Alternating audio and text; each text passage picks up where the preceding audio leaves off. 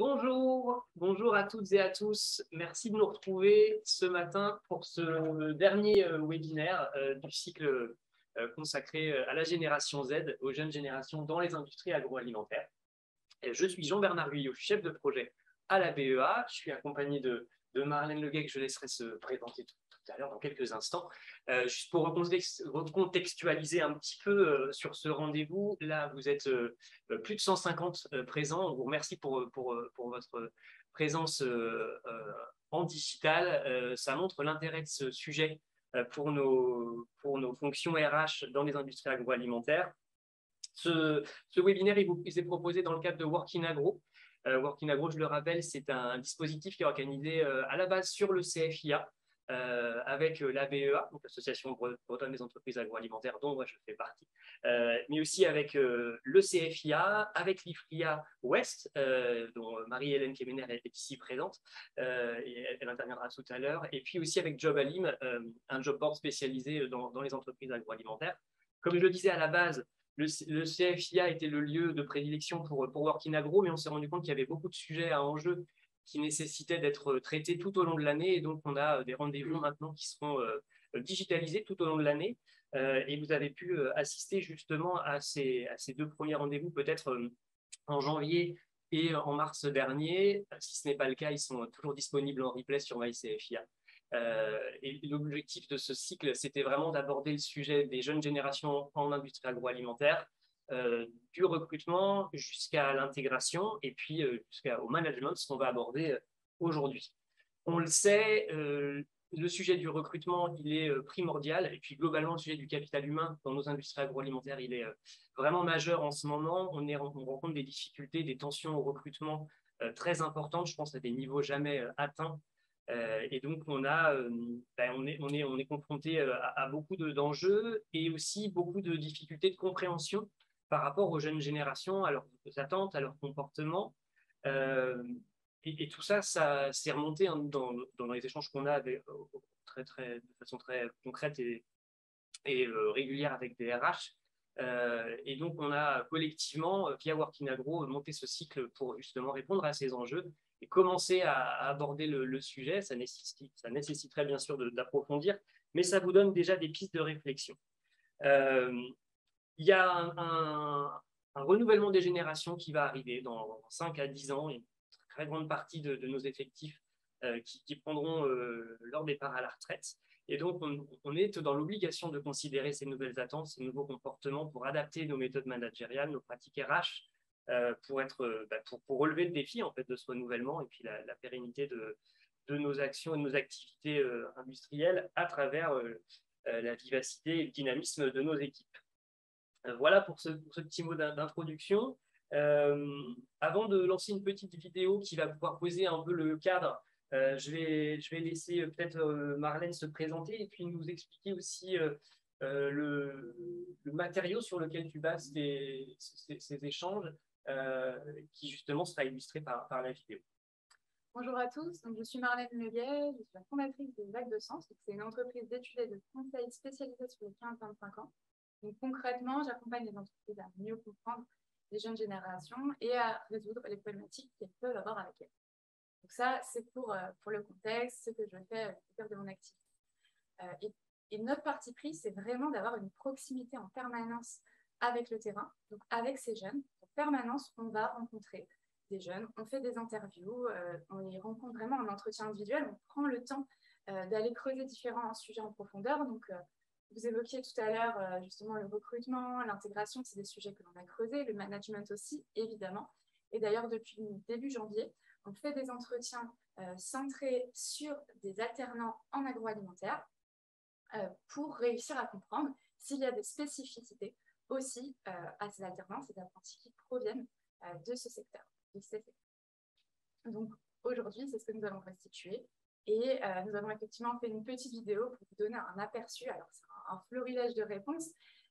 Évidemment, on a rencontré bien plus d'étudiants que ceux que vous allez voir dans la vidéo, mais ça vous donne un petit aperçu de ce qu'ils peuvent dire avec leur nom. Parfait, on va regarder ça. Juste avant, je vous précise un petit peu comment ça va se passer. On est ensemble pour 1 heure.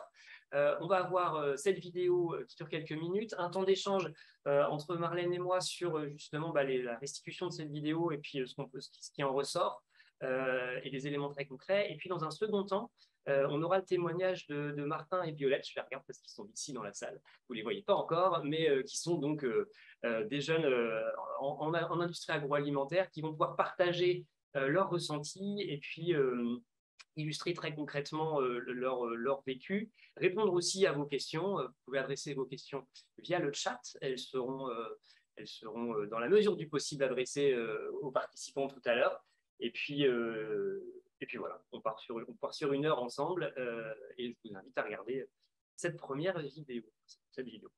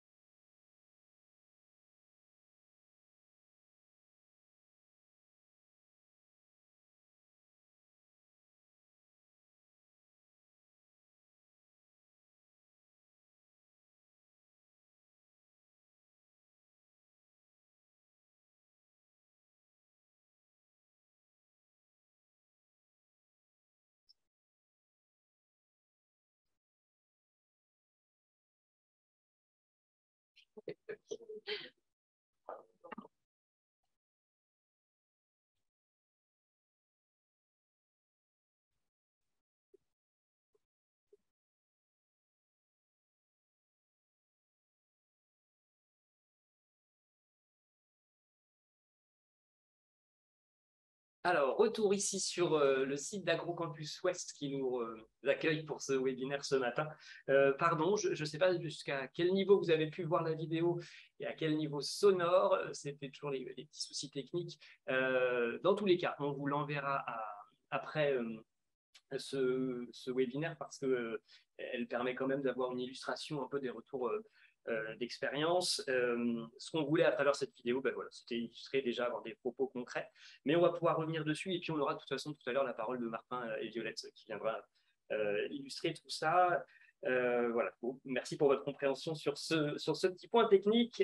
Alors Marlène, qu'est-ce qu'on peut en retirer? Qu'est-ce qu'on peut dire sur les attentes des jeunes en matière de management de l'industrie agroalimentaire? Et peut-être aussi reposer un petit peu, quand on parle de génération Z, très rapidement, si tu veux bien aussi revenir sur. Donc, dans les grandes lignes, on va dire que la génération Z, c'est la fin des années 90, souvent on parle de 97, jusqu'aux années 2010. C'est les personnes qui commencent à arriver dans vos entreprises et qui vont arriver de manière plus massive d'ici quelques années. Donc, ces générations Z, elles ont quelques spécificités, comme chaque génération en a. Alors, pour le pire comme le meilleur, effectivement, parce que c'est des éléments qui nous sont beaucoup remontés, ils ont un côté un petit peu individualiste, ils ont un côté un petit peu égocentré, mais ils sont aussi très sociaux, très sociables. Quand ils sont en confiance, ils n'ont pas peur d'aller vers les autres. Mais cette notion de confiance, je pense qu'on y reviendra, mais elle est vraiment centrale. On l'a vu dans les premiers webinaires, c'est vraiment une notion de fil rouge qui apparaît un petit peu partout et qui va finalement leur permettre, s'ils sont en confiance, de venir se révéler au sein des entreprises et de faire profiter de leur potentiel, parce que potentiel, il y en a. Pour revenir du coup sur la question que vous évoquiez juste avant sur leurs attentes, ce qu'on peut noter déjà, c'est que les attentes sont relativement unanimes et sont très portées sur l'humain. Si on devait retenir 3 termes, ce seraient des attentes portées sur l'horizontalité, l'intermittence et le soutien. Alors, je m'explique. Derrière horizontalité, bien évidemment, c'est la volonté d'avoir une relation équilibrée, voire égalitaire avec son manager. Alors, évidemment, pas sur un aspect hiérarchique, ça s'entend, mais plutôt le respect de l'autre. Être en capacité à respecter le jeune collaborateur dans sa singularité. C'est-à-dire respecter le fait qu'il puisse avoir une histoire, une vision, des convictions, des ambitions, et qu'ils soient en capacité aussi de l'exprimer. Donc, ils souhaitent aujourd'hui que leur manager non seulement fasse aussi preuve de cette singularité, mais soit en capacité d'accueillir des propos qu'il pourrait tenir, alors qui ne vont peut-être pas toujours dans le sens du manager, mais en tout cas que le manager soit en capacité de recueillir ces propos-là. Donc ça, c'est un premier élément, et qui va vraiment venir nourrir ce dont on parlait juste avant, c'est-à-dire ce sentiment de confiance qui est vraiment central. Récemment, j'avais une jeune fille qui me disait j'ai pas besoin que mon manager partage tout avec moi, mais j'ai besoin de savoir que je peux partager des choses avec lui. Donc on sent bien que derrière, il y a ce côté j'ai besoin de faire confiance aussi pour pouvoir me permettre de dire les choses. Et la confiance, elle vient finalement se retrouver et s'acquérir à travers plein de petits éléments. Si je devais vous donner quelques exemples, le premier qui semble évident, c'est d'appeler le jeune collaborateur par son prénom. Alors ça semble évident, mais je vous assure qu'au regard de l'entretien réalisé, ce n'est pas toujours le cas. Bien trop souvent, ils sont appelés le stagiaire, l'alternant. Ce ne sont pas des choses qui mettent en confiance. Donc il faut vraiment respecter la singularité. Et la singularité, ça passe d'abord par l'énonciation du prénom. Il y a aussi la capacité à créer des temps d'échange, parce que mieux on connaît la personne, plus on est dans l'échange, plus forcément ça va venir nourrir et construire la relation de confiance. Et puis, le troisième point que j'ai envie d'évoquer, c'est la verbalisation du droit à l'erreur. Parce qu'on a peut-être tendance à l'oublier, mais ces jeunes, quand ils arrivent dans les entreprises, ils n'ont pas toujours confiance en leurs compétences. Donc, il faut vraiment recréer ce cadre de confiance en verbalisant le fait qu'ils ont droit à l'erreur. Ils peuvent se tromper, on le sait. Ils ont droit à l'erreur, ils ont le droit de se tromper, et il faut leur donner ce droit à l'erreur pour leur permettre de prendre ce droit à l'action, droit à agir. Donc quand on dit tout ça, on peut imaginer que finalement leurs attentes sont très denses, qu'ils ont besoin d'être tout le temps accompagnés. Pas du tout. On est plutôt sur cette intermittence. La volonté, c'est que le manager soit vraiment dans une posture de soutien, d'accompagnement, et qui vienne épauler finalement ce jeune collaborateur dans la prise en main de ses fonctions, dans le gain de confiance aussi en ses compétences, pour lui permettre, encore une fois, de gagner en confiance et de pouvoir révéler son potentiel. Donc, c'est un manager qui vient en soutien et qui les aide à faire face aux problématiques techniques, mais aussi aux problématiques humaines. Okay. Si je devais prendre un petit exemple. Peut-être, oui, pardon, vas-y. Juste pour clôturer, j'ai de nombreux jeunes qui ont parlé, qui ont évoqué le même type de situation. C'est typiquement, j'arrive dans l'entreprise, mon manager ou mes missions impliquent que j'aille à la rencontre d'autres collaborateurs qui sont présents peut-être depuis 5, 10, 15, 20, 30 ans dans l'entreprise et le contact ne s'établit pas bien. Ça, c'est une situation qui est compliquée à gérer pour les jeunes arrivants. Et dans ces moments-là, ils ont besoin du soutien de leur manager. Alors, le soutien, qu'est-ce qu'ils attendent concrètement? C'est non seulement se sentir assez en confiance pour pouvoir exprimer cette situation de mal-être. Ça, c'est la première étape. La deuxième, c'est que le manager soit en capacité à recevoir ce message et en capacité à soutenir la personne. Mais si on veut vraiment que la confiance soit établie, il faut aussi que le manager soit en capacité à se déplacer et à aller voir la personne qui a peut-être mal agi ou mal parlé aux jeunes collaborateurs pour faire part de son désaccord. C'est simplement si on a ces 3 étapes que ça va vraiment créer et cristalliser cette relation de confiance. Donc, horizontalité, intermittence et soutien, 3 éléments clés. Et quand tu parlais de confiance, ça fait vraiment aussi écho de toute façon depuis le début de ce cycle, on parle de transparence, on en parlait beaucoup sur la partie offre d'emploi, recrutement en amont d'intégration. Finalement, transparence, confiance, c'est aussi dans la continuité de cette approche-là. Moi, quand on parle de ces sujets-là, je me dis peut-être des points réguliers, qui soient formels ou informels, entre un manager et son collaborateur, ça peut justement être des éléments importants pour ce soutien dans l'intermittence. Et c'est un accompagnement particulier, peut-être un peu plus poussé que ce qu'on a l'habitude de faire. Mais... Complètement, en fait, on a un triptyque entre transparence, confiance et communication, parce que sans communication, la confiance ne peut pas se créer. Effectivement, leurs attentes impliquent de créer ces points de rencontre et ces temps d'échange, qu'ils soient formels ou informels. Alors, des réunions, c'est très bien, des briefings le matin, c'est essentiel, mais c'est aussi se déplacer, aller voir la personne sur son poste, échanger avec elle de manière plus informelle. Ça, c'est des moments clés qui vont permettre de créer cette relation, cette bonne relation entre le manager et le collaborateur. Okay. Et alors, on a parlé de hiérarchie. Je pense qu'il y a un point à préciser sur la hiérarchie. Marlène, je te laisse justement en parler parce qu'on peut avoir cette impression de management horizontal. Le rapport hiérarchique, comment est-ce que les jeunes le perçoivent? C'est vrai qu'il est un petit peu différent d'il y a 10 ou 15 ans. Avant, il suffisait, alors je mets des guillemets, mais que la personne ait ses statuts hiérarchiques pour qu'on le considère comme le sachant et que l'on suive totalement ses directives, ses convictions, ses ambitions. Aujourd'hui, c'est des éléments qui vont être bien plus questionnés. Finalement, le statut hiérarchique, on le respecte, mais l'individu en tant que tel, il doit faire ses preuves, il doit acquérir ce respect et cette confiance de ses collaborateurs. Et encore une fois, ils vont être, on a évoqué tout à l'heure les jeunes qui n'ont pas peur de dire ce qu'ils pensent, mais il y a aussi tout un pan de cette population qui n'est pas forcément à l'aise avec ça, mais qui va être dans l'observation. Et ils vont venir observer toutes les consonances et les dissonances en termes de comportement, en termes d'action réalisée. Donc, il faut vraiment qu'il y ait une cohérence dans le positionnement du manager pour créer cette confiance et pour amener ses équipes là où il souhaite les emmener et pour répondre aux objectifs fixés. Okay.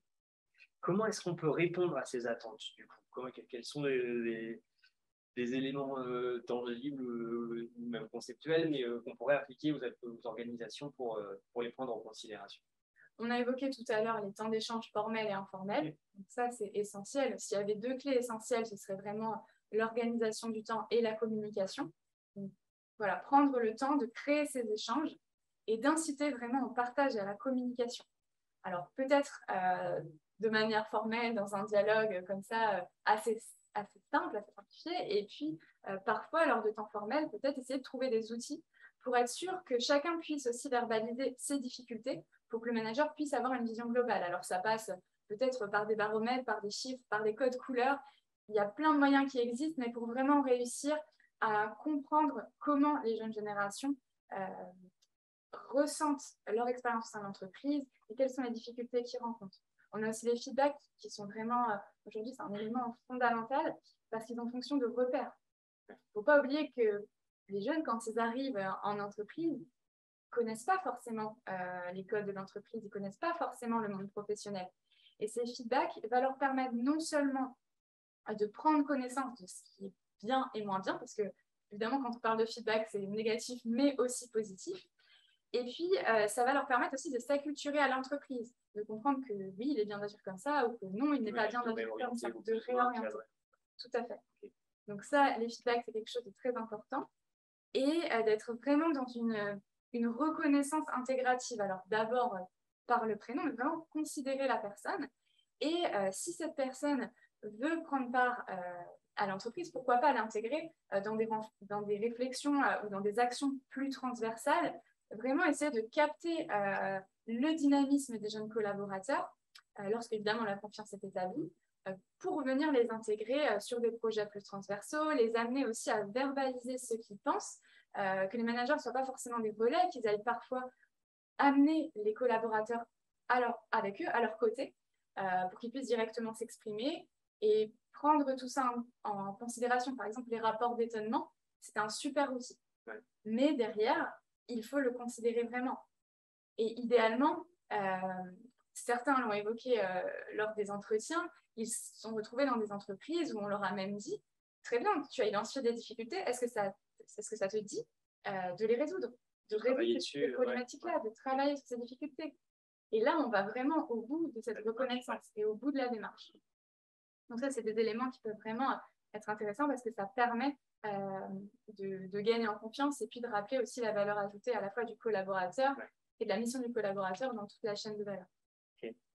Est-ce qu'on peut dire que ces attentes diffèrent de celles des autres générations? Parce que on focus beaucoup sur cette génération Z. Peut-être qu'on a l'impression qu'on le faisait moins sur les autres générations. Il y a un basculement, quelque chose en tout cas de perceptible, enfin, même si c'est pas forcément matérialisé, mais qu'est-ce qui diffère ou qui rapproche entre les générations? Ce qui est sûr, c'est que chaque génération a ses spécificités.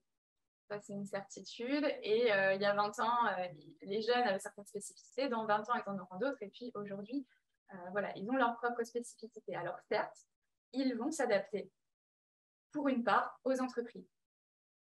C'est un fait. Mais comme vous l'avez dit en préambule, aujourd'hui, on va devoir faire face à ce renouvellement des générations. Et du coup, c'est pour ça que c'est intéressant d'aller creuser, d'aller mieux comprendre ces jeunes générations, parce qu'il y a aussi des spécificités, notamment, j'évoquais en préambule le côté un peu individualiste, auto-centré. Ça, c'est des choses qui ne changeront pas. Et on le voit même, ça a tendance à se généraliser à l'ensemble de la population. Donc, c'est des éléments qui vont être encore plus marqués demain. Donc, l'intérêt de travailler avec et auprès de ces jeunes générations, c'est vraiment de pouvoir anticiper quelque part le futur, travailler sa vision prospective et faire en sorte que ce renouvellement des générations, demain, se fasse de manière plus sereine. Ok. On a justement les autres générations qui ont connu des modes de travail différents, qui peuvent être un peu chamboulés par tout ça. Comment est-ce qu'on gère cette approche pour qu'en termes de management, ce soit aussi homogène et puis accepté par l'intégralité des collaborateurs, qu'ils soient des nouveaux entrants plus jeunes ou des gens qui sont présents de façon un peu plus longue dans la boîte, qui sont là depuis quelques années. Comment est-ce qu'on accompagne aussi ça pour... C'est vrai que c'est pas toujours facile de créer justement cette cohérence parce que des personnes qui sont présentes dans l'entreprise depuis 20 ou 30 ans ont parfois du mal à comprendre pourquoi justement on fait ce focus sur les jeunes générations, pourquoi on les considère presque davantage, en tout cas c'est parfois leur perception. Et je pense qu'il est important justement de travailler sur ces notions de communication qu'on évoquait tout à l'heure. Vraiment favoriser la communication et la transmission aussi des savoir-faire, des savoir-être, c'est essentiel. Et plutôt que d'être dans d'avoir les anciennes générations qui remontent des éléments à leurs managers, qui les redescendent à leurs collaborateurs, encore une fois, de créer cette horizontalité et d'avoir peut-être des collaborateurs avec une ancienneté plus importante qui puissent communiquer et apprendre directement aux jeunes générations. Mais pour que cela fonctionne, il faut vraiment qu'il y ait un cadre établi, qu'il y ait des règles qui soient posées. Et lorsqu'on sort du cadre, il ne faut pas avoir peur de le rappeler pour que cette transmission puisse se faire et puisse être bienveillante. C'est une vraie démarche un peu structurante pour les entreprises. Quels conseils on pourrait donner aux entreprises justement pour optimiser leur management des jeunes générations? Comme ça, quelques éléments déjà. Ça mériterait d'être approfondi. Mais... Dans les éléments qu'on pourrait évoquer, donc on a parlé tout à l'heure du rapport d'étonnement, peut-être de le considérer comme un vrai premier outil pour réussir à identifier aussi la personne qu'ils ont face à eux. Donc, on le sait bien, aujourd'hui, le challenge aussi pour les managers, c'est vraiment de travailler sur cette intelligence émotionnelle pour réussir à savoir d'où part la personne, parce qu'ils vont devoir l'accompagner vers l'autonomie, vers la prise en main de ce poste, mais réussir, grâce peut-être à ce rapport d'étonnement, d'avoir une première base sur les notions d'autonomie, la prise d'initiative, etc., le degré d'observation. Donc peut-être travailler là-dessus. Travailler aussi sur des binômes, des systèmes de tuteurs pour encore une fois travailler sur l'intergénérationnel. On en a parlé dans l'intégration, mais finalement c'est quelque chose qui peut se pérenniser tout au long de la vie du professionnel, du collaborateur. Okay. Donc on a des éléments comme ça, les feedbacks qu'on évoquait tout à l'heure, alors pourquoi pas via des outils digitaux qui permettent d'avoir cette instantanéité. Bien sûr, il faut prendre de la hauteur ensuite et contextualiser les choses lors d'un échange formel ou informel, mais ne pas avoir peur d'utiliser du digital, plus sont digital native, donc voilà, ça peut être une bonne manière aussi de faire remonter les informations. Aujourd'hui, il y a beaucoup de choses qui existent, mais qui sont très centrées sur l'humain, et il faut vraiment partir de ce que font les entreprises, de leur réalité, pour réussir justement à co-construire ces outils et à créer des méthodes et des outils les plus pertinents possibles pour créer justement cette relation. On a parlé dans nos échanges préparatoires un peu de baromètres, justement, pour identifier des zones de difficulté. Oui, les baromètres, ça peut être un très bon outil, parce que comme on l'évoquait, ils n'osent pas toujours, en tout cas, s'exprimer et surtout parler de leurs difficultés.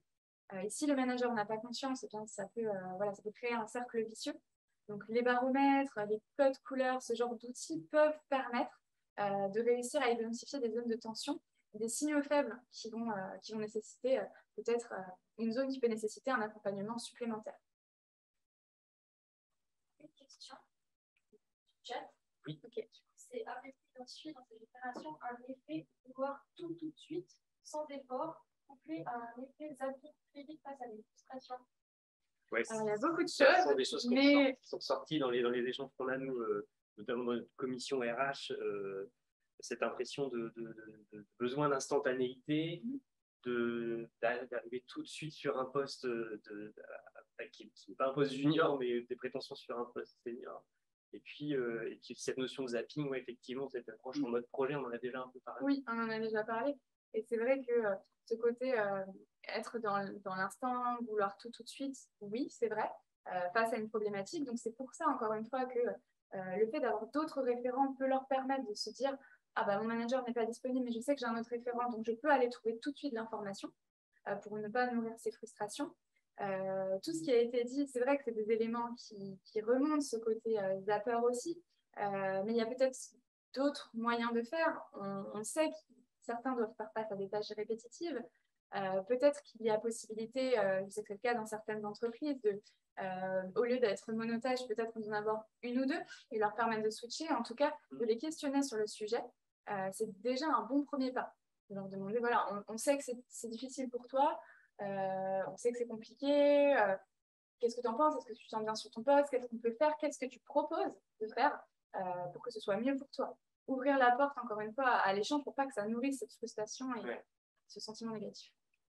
Avant de passer justement à la phase de questions-réponses avec Marie-Hélène, Marlène et Martin et Violette, on va terminer sur un dernier mot à transmettre aux entreprises. On peut avoir l'impression que tout ça, c'est bouleversant, que ça nécessite un travail de fond, que ça peut peut-être paraître être une montagne à aborder.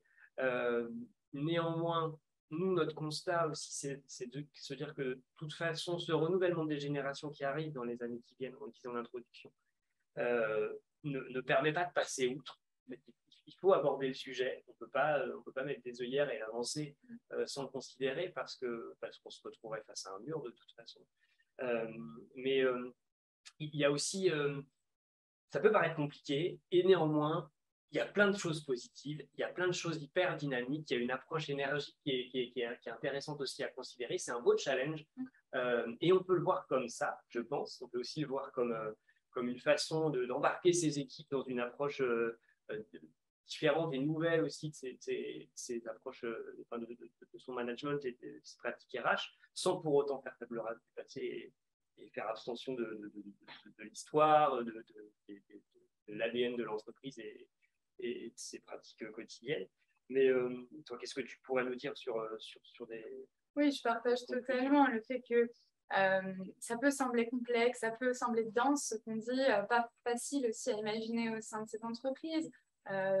J'évoquais une idée de chamboulement, c'est vrai qu'on peut imaginer ça, mais pas forcément. Tout à l'heure, on parlait de l'évocation du prénom, par exemple, c'est quelque chose de très simple et qui peut très facilement être mis en place. Il y a plein de petites choses comme ça à faire, mais ça ne se fera pas sans les entreprises. Ce qu'on fait aujourd'hui, réaliser des études, aller interviewer les jeunes générations, transmettre tout ça, c'est un bon premier pas et ça permet d'adopter une posture réflexive. Mais il va falloir aller plus loin. Il va falloir faire en sorte que les attentes des jeunes générations et la réalité des entreprises, les points forts des entreprises se rencontrent pour justement avoir un renouvellement des générations bien plus serein, comme tu l'évoquais. Et ça, encore une fois, ça ne se fera pas sans les entreprises. Donc c'est pour ça, au-delà des webinaires qu'on fait, on propose aussi de faire des ateliers, d'aller directement dans les entreprises, travailler avec les collaborateurs pour trouver des solutions en partant de la réalité de l'entreprise et des contraintes qu'elle a, pour justement trouver les solutions les plus adaptées pour tous. Et ça, alors, pour parler au nom de la BEA, on proposera justement avec Marlène et Vague de Sens, dès le mois de septembre, on proposera des travaux qui permettront d'aller plus loin par demi-journée, parce que tout ce qu'on s'est dit là, c'est évidemment des éléments intéressants à prendre en compte, mais qui restent un peu inspirationnels, mais sur lesquels c'est un premier pas. Il faut aller, je pense, si on est d'accord là-dessus, aller plus loin et intégrer tout ça au niveau de l'entreprise. Et donc, on va travailler justement là-dessus pour pouvoir proposer des ateliers spécifiques au niveau de l'entreprise pour identifier ses forces, pour identifier les points de progression et envisager tout ça très concrètement au sein des équipes sur les différents sites agro bretons en l'occurrence. Et voilà. Ok, on va passer à la deuxième phase. On est pile poil dans le timing, il est 9h32. Je vais passer la main et je vais accueillir Marie-Hélène Kemener, donc directrice de l'IFRIA West, et puis Martin et Violette, que je vais laisser se présenter. Moi, je vous dis à bientôt. Je vous remercie encore, Marlène, pour tes échanges et la qualité de nos interventions. Ce webinaire sera disponible en replay, comme les autres déjà qui sont toujours qui sont disponibles sur MyCFIA. Et puis, je vous laisse continuer et je vais suivre les questions attentivement. Merci beaucoup. Merci.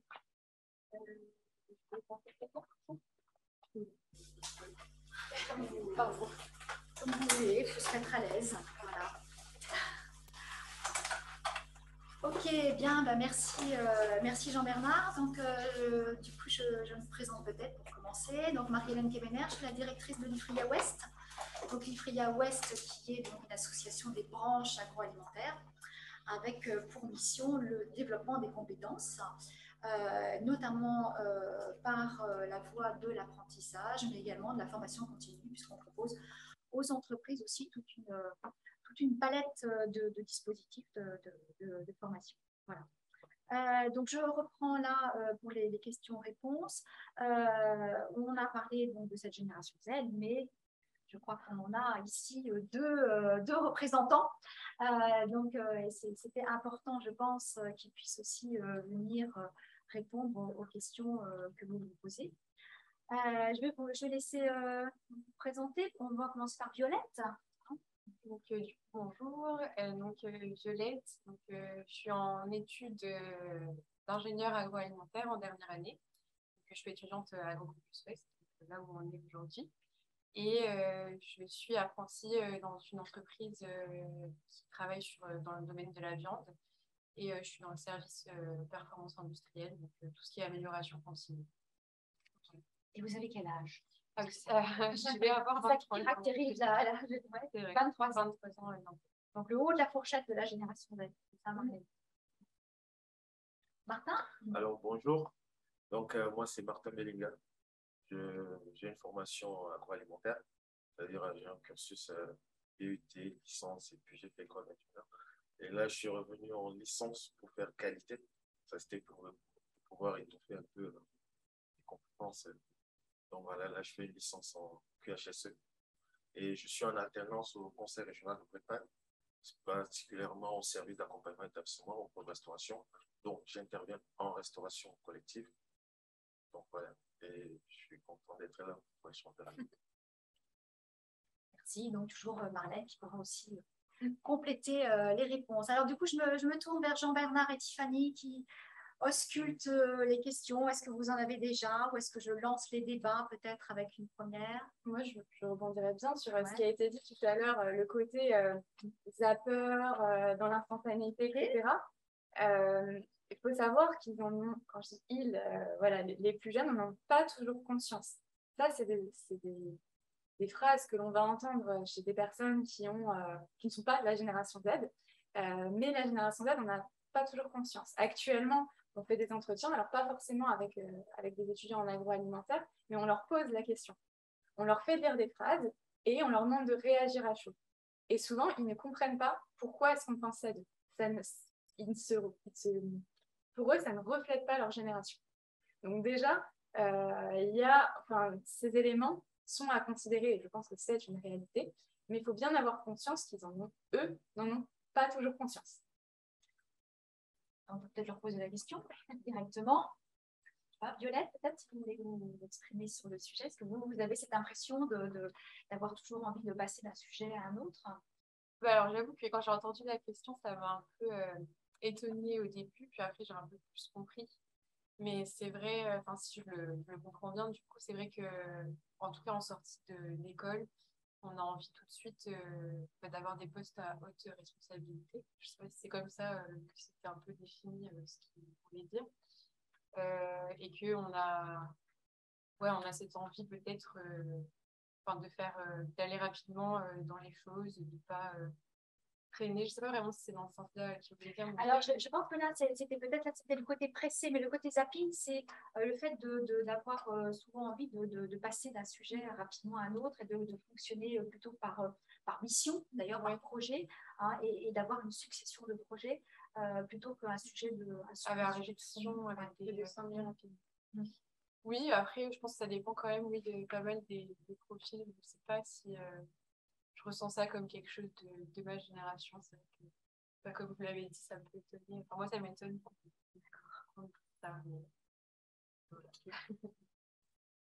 Alors, moi, je pense que le plus souvent, ça dépend des sujets. Parce que si on est dans un sujet qui est assez fascinant et qui est intéressant, je pense qu'on ne peut pas forcément s'ennuyer. Et puis, bon, maintenant, si on est dans un sujet où on ne trouve pas vraiment l'intérêt de pouvoir exprimer, c'est-à-dire les connaissances qu'on a acquises au niveau de la formation, parfois on peut vite s'ennuyer. Donc, je pense que c'est souvent à ce niveau que ça se situe, le contenu de la mission ou alors du sujet qui est confié à. Et du coup, dans vos expériences, vous avez déjà ressenti l'un ou l'autre? Oui, forcément, je l'ai déjà ressenti. Notamment, c'était plus dans mes débuts. En fait, dans mes débuts. Parce que quand je commençais, première entreprise où j'arrive, j'étais tout motivé parce que on m'avait rabâché les oreilles pendant la formation, comment l'agroalimentaire et tout. Et là, j'arrive, on me confie une mission, on me met dans un service qui n'était vraiment pas étroitement lié à ce que j'apprenais à l'école. Et là, très vite, je n'ai pas trouvé l'intérêt. Et après, ça a créé une démotivation au fur et à mesure. Voilà. Donc, je pense que c'est important de trouver le lien entre la formation et les missions qu'on fait. Pas mal de questions qui commencent à arriver. Du coup, je vais les prendre. La première des questions sur les valeurs. Donc, c'est aussi quelque chose qu'on avait déjà abordé dans les webinaires précédents, mais je pense que faire le lien entre les valeurs de l'entreprise et celles que vous attendez, hein, Quelles sont les valeurs que vous attendez de la part de l'entreprise?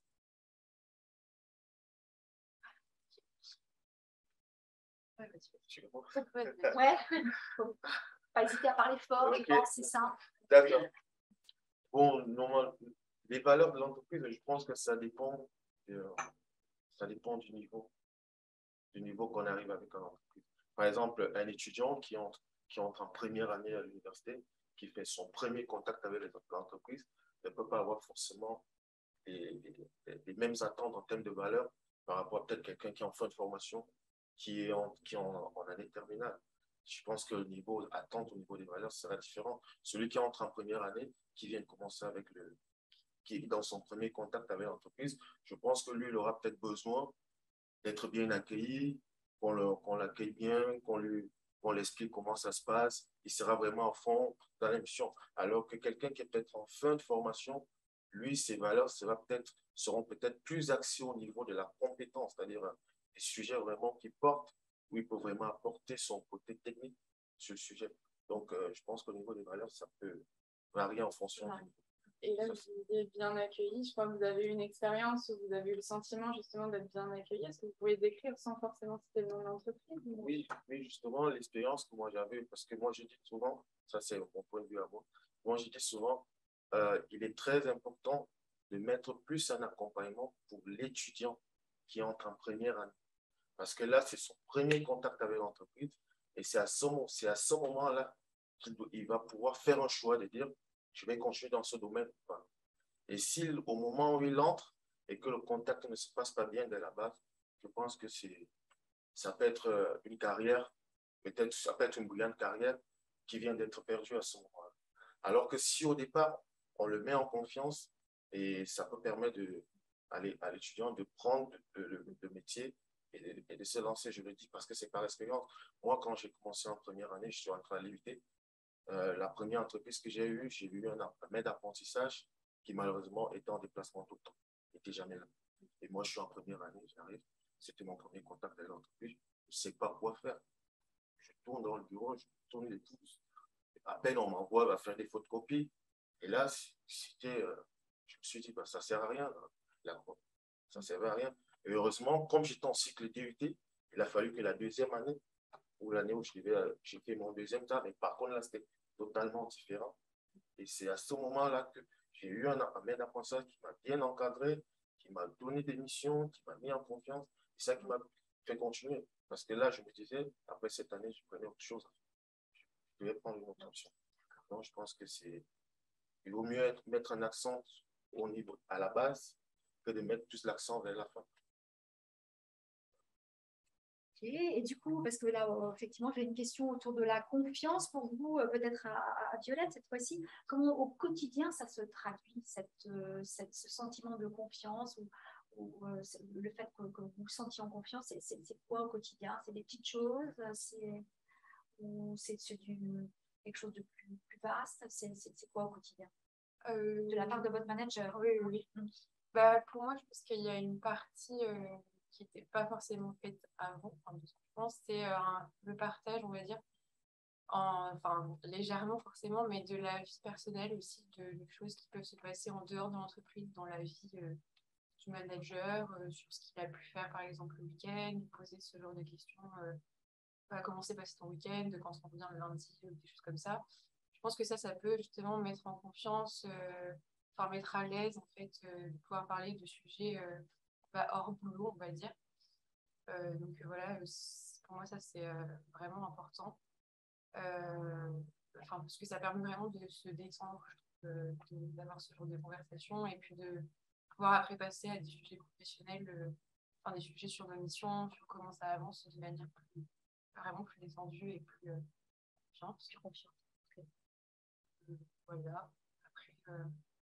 Après, je pense que avoir au niveau pro, du coup, aussi un bon suivi de la part du manager, qui n'hésite pas aussi à remarquer quand son apprenti, bien, son salarié ne va pas forcément bien, qui n'hésite pas à lui poser des questions sans forcément aussi rentrer dans les détails, parce que forcément, il y a quand même une séparation entre vie professionnelle et vie personnelle, mais il faut quand même que ça rentre un peu plus en jeu. Je pense que comme ça pouvait se faire avant, où ça restait vraiment très, très préparé. C'est pareil. Et puis c'est vrai que ça rejoint ce qu'on dit tout à l'heure, avoir cette capacité d'observation et bien avoir conscience que, voilà, comme vous disiez, on a sa vie professionnelle, mais aussi sa vie personnelle, tout est imbriqué. Il faut que le manager soit en capacité d'identifier ce qui va et ce qui va moins bien et donner, comme vous l'avez très bien dit, mais le cadre pour aussi vous permettre de le faire, se sentir considéré aussi par son manager. Voilà. Et même si la personne ne veut pas rentrer dans les détails justement de sa vie personnelle qui peut faire que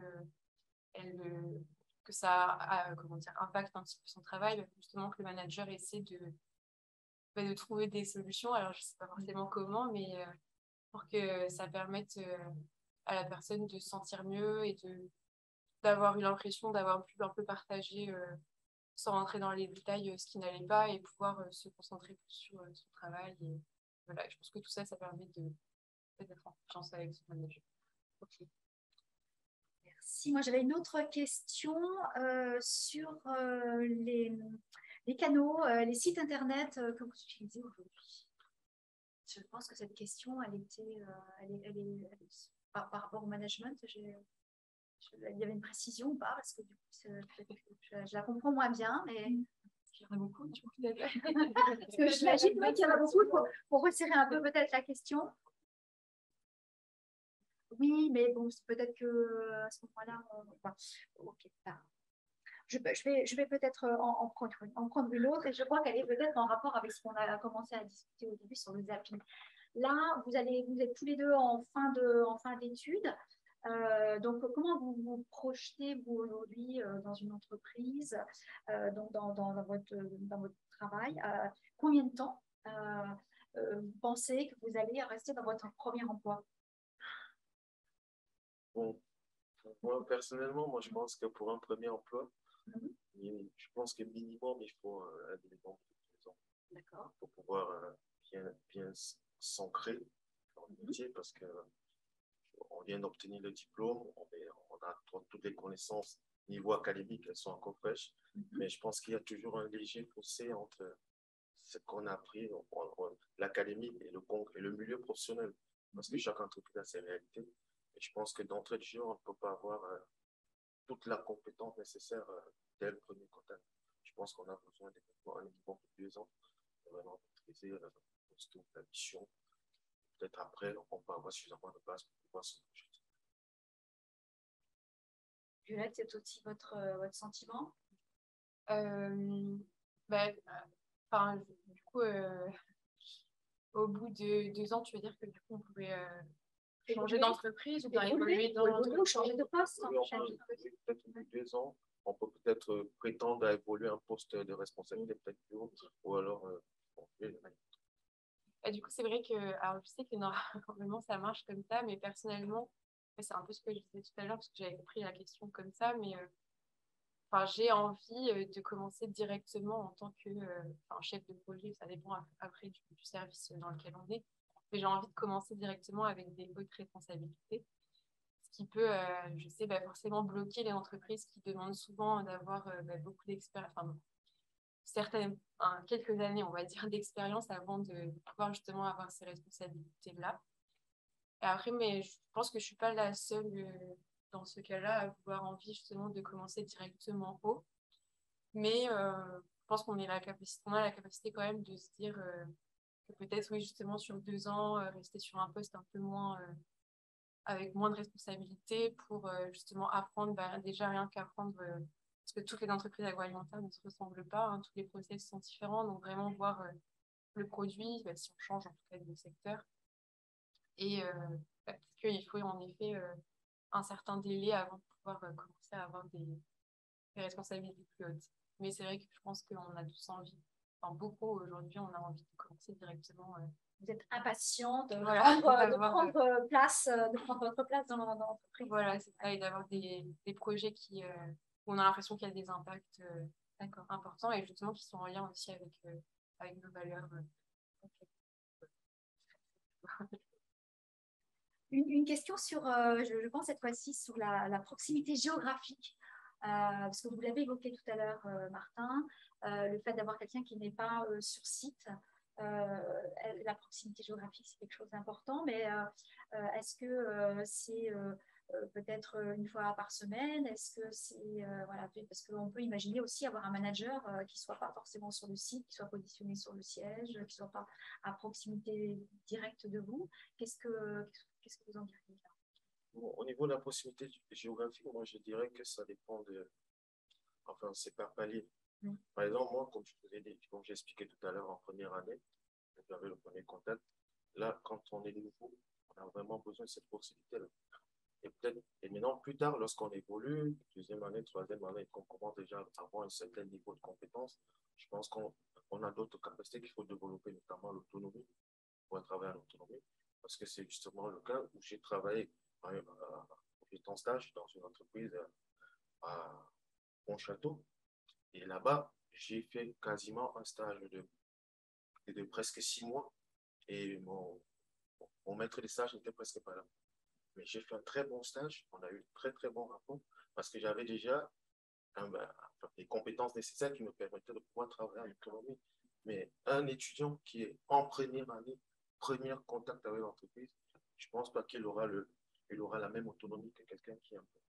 Donc, je pense que le contact géographique, il est intéressant à la base. Mais au fur et à mesure, c'est également important de pouvoir commencer à voler de ses propres.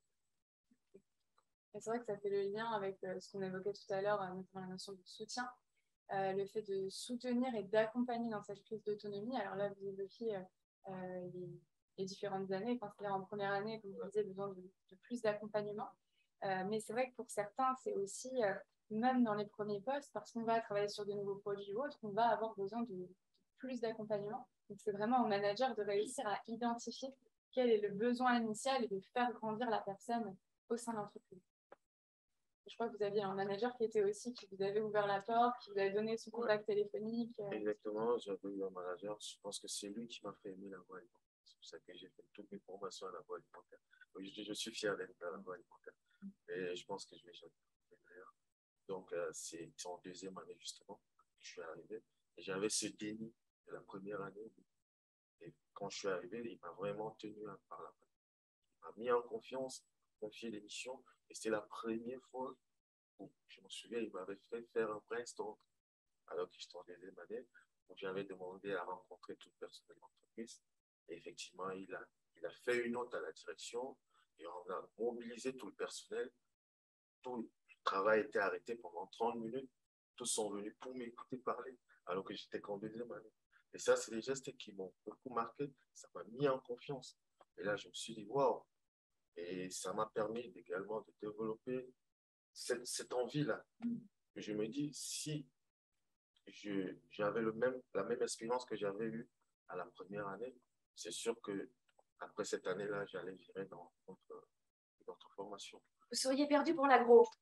Donc, il y a un manager quelque part qui vous a récupéré et c'est une très bonne chose. Donc, ok, merci. Alors, petite question cette fois-ci, parce qu'on a parlé de géographie tout à l'heure. À Violette, vous allez rechercher votre premier emploi. Est-ce qu'il y a une distance entre votre lieu de travail, votre lieu de vie que vous vous êtes fixé, que vous ne dépasserez pas? Je sais que quand j'ai commencé justement l'apprentissage, j'habitais sur Rennes et mon entreprise était à 40 minutes de route d'ici. Et du coup, j'ai fait le trajet même les 2 premières années, le trajet le matin et le soir. Et ça ne me dérangeait pas, mais je pense que au fur et à mesure où on va avancer dans la vie, on va vouloir commencer à s'installer dans un endroit. Je pense qu'on a moins envie justement d'avoir ce long trajet qui peut-être justement était plus habituel avant à faire des très longs trajets. Je sais qu'il y a des gens qui travaillent par exemple sur Paris et qui font des très longs trajets de là où ils habitent. Je pense que personnellement, ce ne serait pas comme ça que j'aurais envie de vivre, on va dire. Après, la distance maximum, je pense que 15-20 minutes, c'est pas dramatique. Et si vous ne trouvez pas dans l'entreprise idéale dans ce périmètre, est-ce que vous envisagez de faire aller plus loin, changer de secteur, ouvrir à l'entrepreneuriat?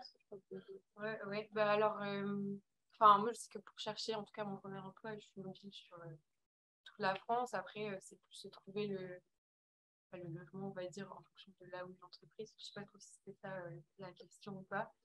Mais si je me rends compte que c'est trop loin, c'est ça, que c'est trop compliqué pour aller à l'entreprise, est-ce que je changerai de poste ou est-ce que je enfin, d'entreprise je sais pas trop. Non, je pense que si l'entreprise me plaît vraiment, je pourrais plus en fonction du logement. Voilà, et puis après, oui, entreprendre, c'est quelque chose qui m'intéresserait, mais plus tard. Mais je pense qu'il y a beaucoup de notre génération qui souhaitent entreprendre. Alors, une petite question sur est-ce que je pense que ça, c'est des ébauches de solutions. Est-ce que vous êtes en recherche de moments de convivialité dans l'entreprise, de partage, d'after-work, par exemple, organisé par l'entreprise? Est-ce que c'est quelque chose qui vous donne des signes de confiance, de bonne intégration? Est-ce que ça existe déjà peut-être dans les entreprises dans lesquelles vous êtes? L'entreprise dans laquelle je suis, ça existe. Il y a beaucoup de moments organisés par l'entreprise où on se réunit pour pouvoir échanger autour d'un apéro, etc. Je pense que c'est hyper important au niveau de l'entreprise. Après, je ne peux pas forcément dire que c'est le seul moyen, en fait. Parce qu'il y a des entreprises où ça n'existe pas et où également des gens de très bons contacts. Et quand on veut également avoir des entreprises où ça existe, évidemment, il y a toujours un climat qui n'est pas forcément adapté. Donc, je pense il revient à chaque entreprise de pouvoir créer un environnement de confiance. Comme l'a évoqué Marlène au début de la présentation, je pense que la base, c'est la confiance. Et la confiance, on peut la créer de plusieurs manières. Donc, c'est un outil parmi d'autres. Voilà, c'est un outil. Mais seul, il ne suffit pas. Ça. Et puis, il faut aussi qu'il y ait de la cohérence entre les valeurs de l'entreprise, son positionnement et ses propositions. C'est vrai qu'une entreprise qui ne fait absolument pas ça et qui, du jour au lendemain, va proposer un team building qui sort totalement du cadre, plein d'apéros, ça peut sembler surprenant et ça peut jouer en sa défaveur. Donc, c'est toujours pareil, partir de ses forces, de ses valeurs, de ce qu'est l'entreprise et réussir petit à petit à réussir à identifier, à trouver ces temps où on peut créer du collectif et générer la confiance. Ok.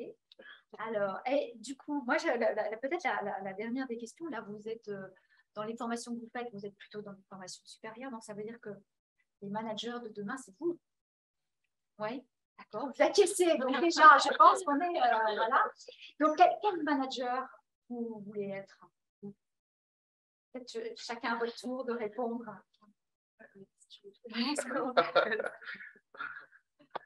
Alors, pour moi, si je pouvais définir le manager, je dirais qu'il n'y a pas une formule. Pour devenir un manager idéal. Je pense que pour moi, être un bon manager, c'est être capable de pouvoir mettre ses managers ou son équipe ou son apprenti en confiance et de pouvoir également lui apporter et également lui permettre de pouvoir monter en compétences. Parce que c'est également ça, le transfert de compétences.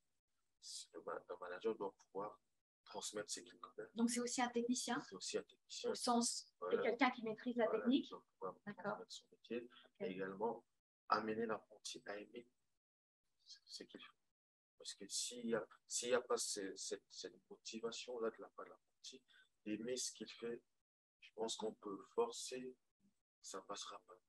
Et je pense que tout ça passe sur la base de la confiance, de la reconnaissance. C'est-à-dire qu'il faut savoir dire à l'apprenti quand c'est bien fait, que tu as bien fait. Je pense que c'est hyper important. Même si c'est quelque chose qui, a priori, ne porte pas grand-chose, mais l'humain est comme ça. On a besoin d'être apprécié. Ça permet d'être en confiance. Et c'est important. C'est souvent des petits détails qui parfois échappent. Peut-être le manager ne se rend pas compte, mais pourtant, l'apprenti a besoin de se sentir. Parce que j'ai des collègues qui nous appellent souvent, ils disent j'ai fait ci, on met l'apprenti, il était content, on va féliciter. Ça, ils nous disent, on discute entre nous. Et là, ça montre que on aime bien ça, même si on ne l'exprime pas peut-être à nos managers. Mais voilà. Et Violette, vous, quelle manageuse, si on peut le dire, vous avez envie de devenir demain? Après, je pense qu'il y a différents types de managers, dans le sens où les managers en production ne vont pas forcément avoir le même rôle au final que les managers qui managent les apprentis ou bien les chefs d'entreprise qui là auront un rôle différent. Mais je sais que par exemple en manager de production, il y avait quelqu'un qui m'avait dit, enfin ça m'y a fait penser quand tu as parlé de les faire monter en compétences. Je ne sais plus comment la personne me l'avait dit, je ne sais plus qui exactement, mais qu'en gros, le manager, l'objectif c'est qu'à la fin, on n'ait même plus besoin de lui. Donc c'est que dans le sens où le but c'est vraiment de faire évoluer les opérateurs, de pas, enfin de justement qu'ils participent à de l'amélioration continue de leur poste, de leur service, qu'ils aient vraiment des compétences qui ne soient pas juste là pour faire des tâches répétitives toute la journée, même si ça fait partie aussi forcément de leur travail.